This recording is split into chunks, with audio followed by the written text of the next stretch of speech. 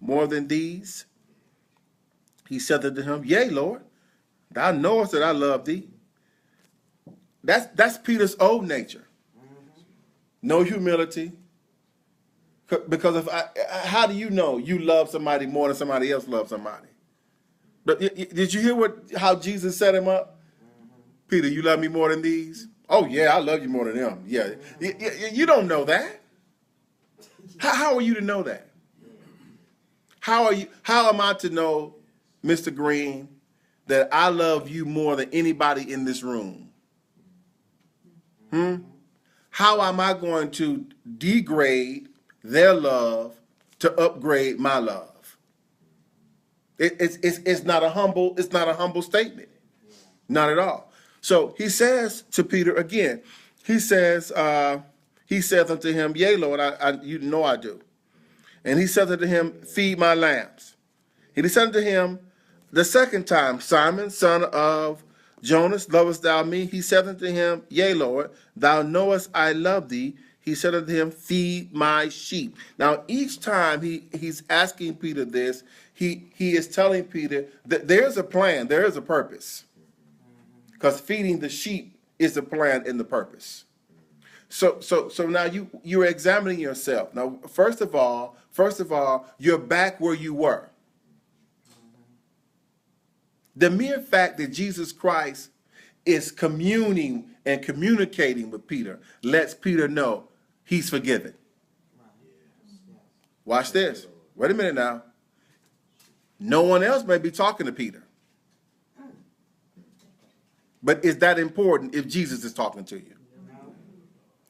Okay, so you don't hear anybody else. There were other disciples there. So here's my point. Yeah, sometimes people haven't gotten over what you've done. But if Jesus Christ has, that trumps all of that.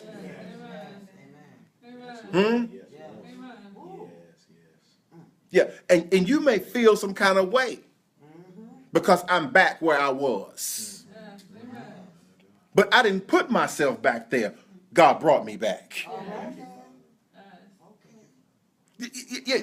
Peter just didn't happen to come up on the cookout, or he just didn't happen to come up on the picnic. Jesus Christ says, go get my disciples and Peter. He brought him back. As a matter of fact, he specified him. No other disciple did he specify his name. Now, I can't help you how you feel about that. Jesus wasn't concerned about that. You cannot lowball yourself so someone else will feel good about you being around. Don't you downgrade yourself so someone can upgrade themselves. You've got to be who God is calling you to be in spite of what you've been. And I don't care what your thing was. If God has washed and cleansed you from that thing and given you a purpose and a death, you got to be ready to walk into the new thing. Because that's what he does. He does a new thing.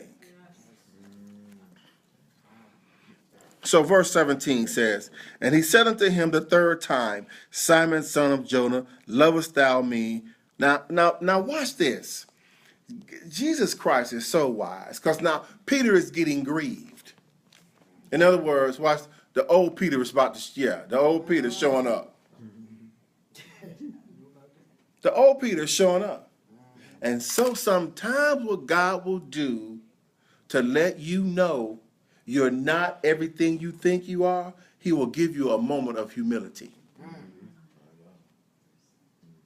Because he wants you to examine yourself and make a clairvoyant decision about who you are.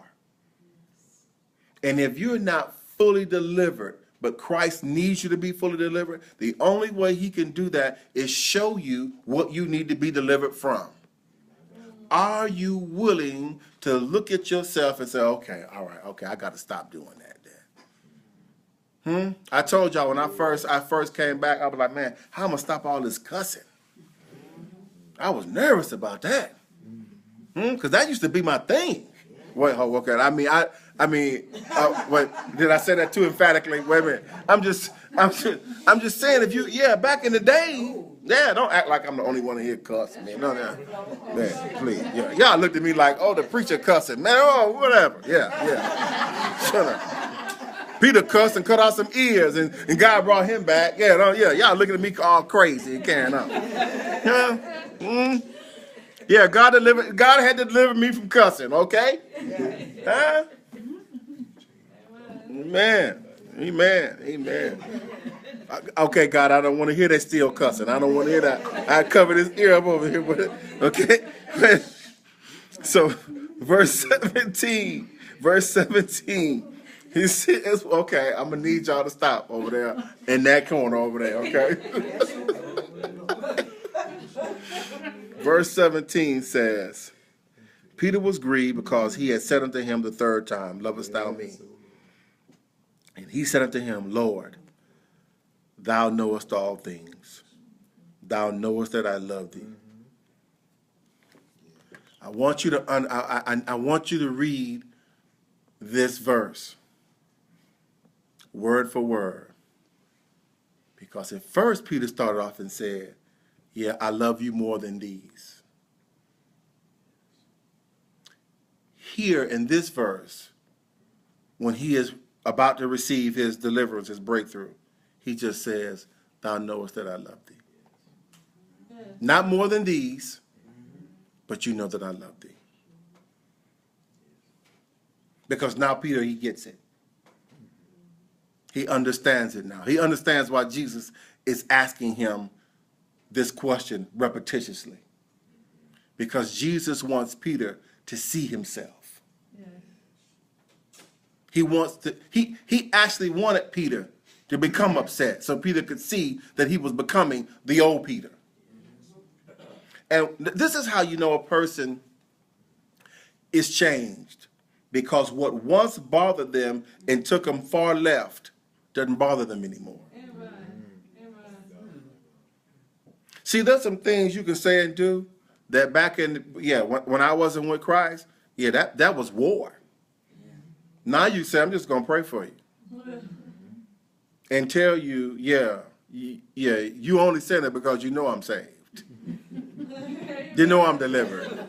You know people try you they know you in church, they see, and it's a very good testament of the change people see in you when they start doing and saying things to you they wouldn't normally say. They know that Christ is in your heart. Yeah.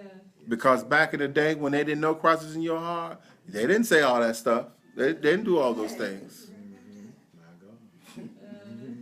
And if you notice, none of this right here, the other disciples have anything to do with this. How many of you can block out everybody else and everything else around you and let Jesus deal with you right where you are? How do you think an altar call is successful? If there are 100 people at an altar call, Christ is dealing with each and every one of those differently. Absolutely. And you have to block out whatever's going on to get your breakthrough, to get your deliverance.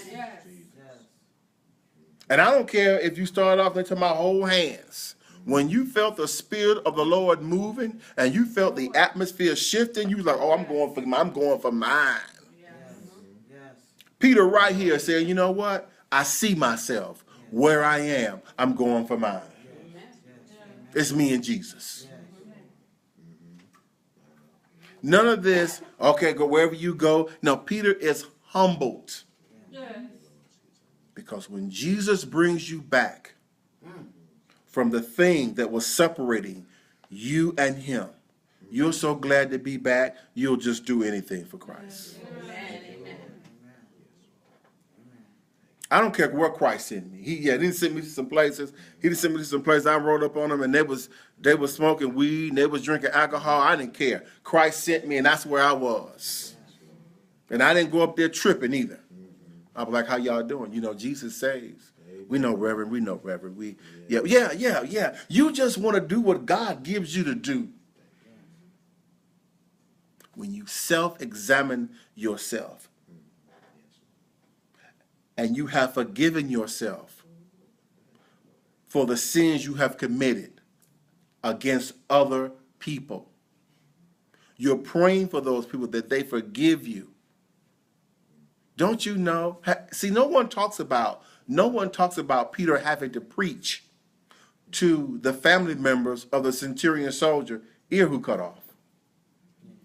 See, you don't talk about that. We don't talk about that. Don't you know he had family?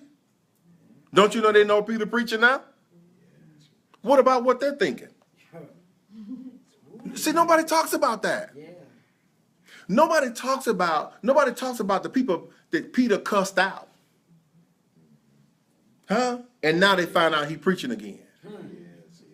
No, okay, because now Peter can't be concerned with, you just can't concern yourself with that. I'm going to tell you, in order to be what God is calling you to be, forgive yourself. And walk into God's destiny and purpose he has for your life. Not if Jesus Christ has forgiven you, but if you repented, Jesus has forgiven you. Forgive yourself and go on and be productive for God. And we're going to start right here. Amen. We're going to start right here. Amen.